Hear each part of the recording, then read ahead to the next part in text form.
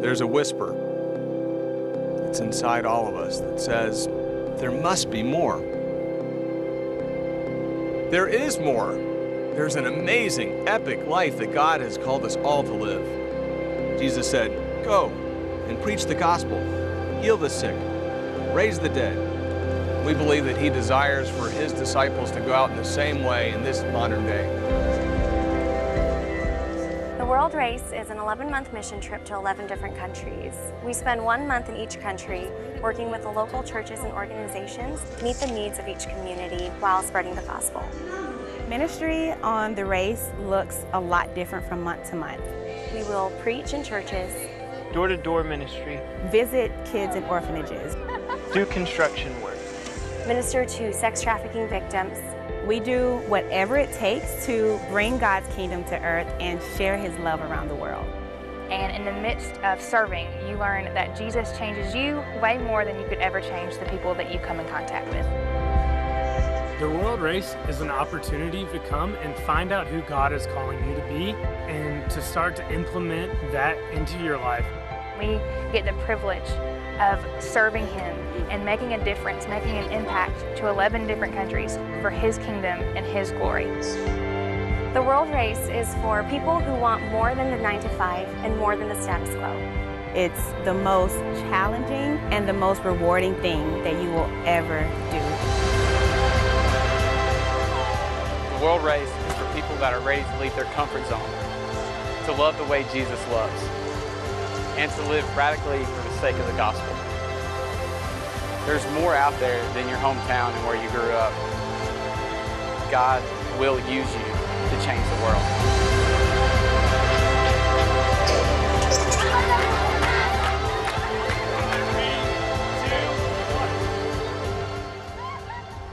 Lincoln Grwinski is one of the people who will be participating in the World Race. He is 18 years old from Niles, Michigan, and joins us now on the Harvest Show. And Lincoln, we heard through that video the people saying, well, it's a way to leave your comfort zone. Why in the world would you want to leave your comfort zone in peaceful little Niles, Michigan to go do this? See, what was it?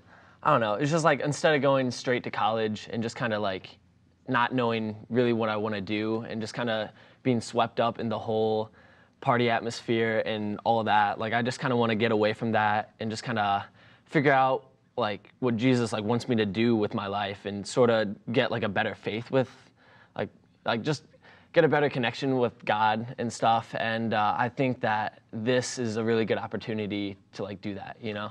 What would you say your faith life is like right now?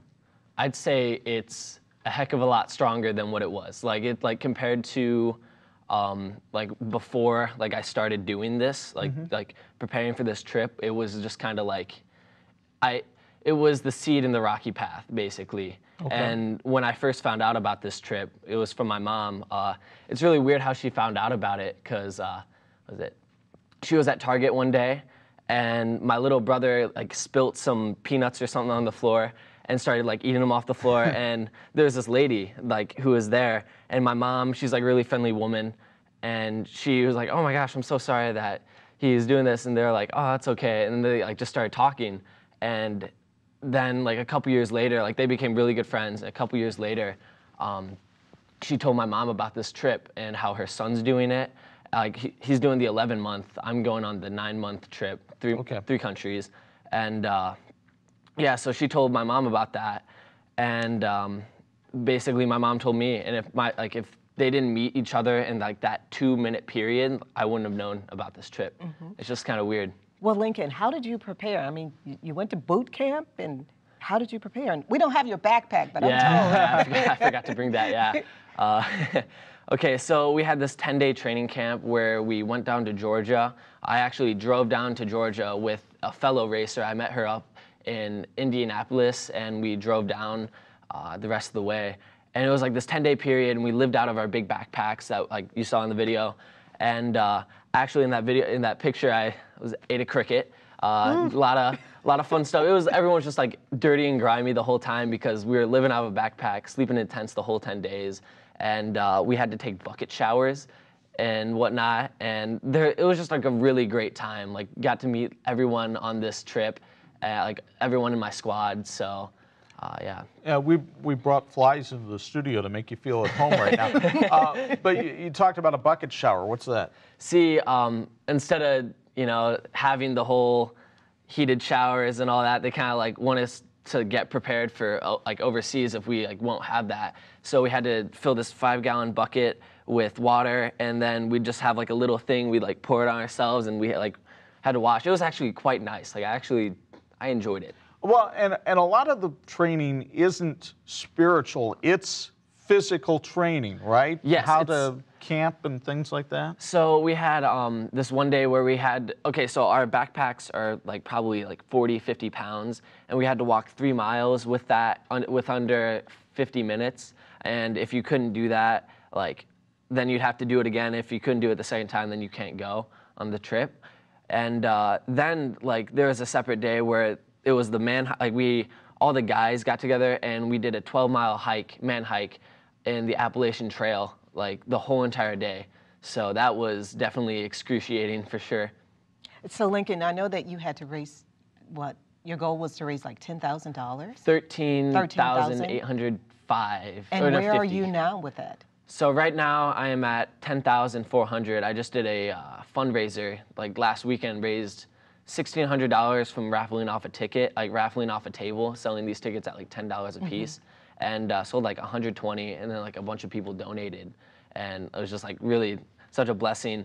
But yeah, I'm not quite there, but I met my deadline of 10,000. I needed that by actually before we leave, which is August 7th. So the trip is a couple of weeks away. Had you ever done any kind of fundraising before either? No. I mean, there's another eye-opening experience for you, I'm sure. It's definitely a faith booster. Like it's definitely, you need faith for this. Like I think that's why my relationship with God recently has just like flourished so much, because I've relied so much on Him. There's like just, I don't know, it's scary, like asking people for money and like sending out letters and whatnot, doing fundraisers in general, telling people about what's going on. So you definitely have to rely on God for a lot. I believe you mentioned that there's 3 countries on your trip. Where are you going on your trip? So I'm going to Albania, South Africa, and the Philippines for 9 months. So 3 months in each country. Okay. Yep. How familiar are you with those 3 countries? Not very. not very, but the internet is I was going to say, they have wise. this thing called Google now, I understand. You might be able to look some things up. It's a good resource. Yeah. So when you get there, what are you going to do? What's the purpose? The first 2 weeks I know in Albania, we're going to be at a kids' church camp, helping with kids, playing with them, and helping. I saw that flag. Helping with kids and doing manual labor just around the whole area, like of the facility. And then after that, we could be like, depending on region, like we could be meeting with like a different church.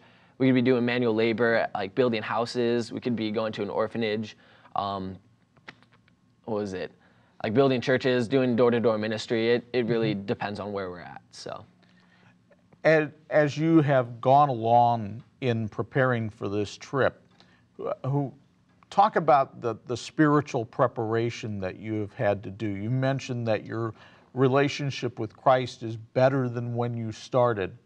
Why is that? How has that relationship developed? See, like before, I was just kind of on this rocky path. I was this on and off Christian, just doing whatever, just like partying, like smoking weed, doing all that. And I got caught for like the 3rd time. And what was it?